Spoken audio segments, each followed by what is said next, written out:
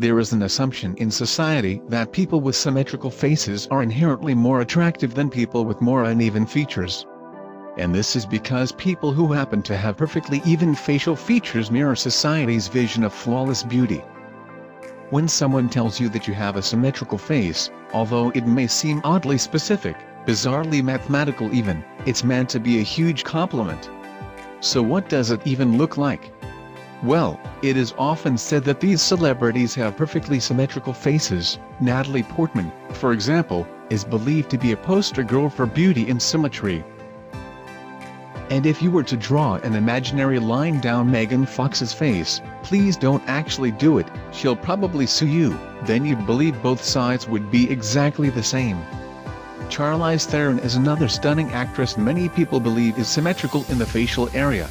And finally, Miranda Kerr looks like she could have a mirror balanced on her nose.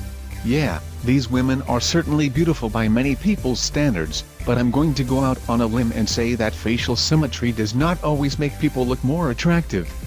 In fact, sometimes it actually makes them look a whole lot worse. And how do I know this? Well, with editing tools like Photoshop, we can show you what some of the world's biggest stars would look like if their faces were actually symmetrical, and it's not all it's cracked up to be. 1. Adele. C. Didn't I tell you that not everyone suits facial symmetry? Adele almost looks like a mystical creature on the left. And on the right is the authentic Adele that we all know and love. 2. Victoria Beckham. Posh Spice may not be much of a smiler, but there's no doubt about the fact that she looks incredible for her age. And let's face it, she looks tons better in the unmanipulated photo featuring her not-so-symmetrical face. Her symmetrical face looks far too gaunt than her naturally slightly plumper face. 3. Emilia Clarke. The mother of dragons, everyone, that will never get old.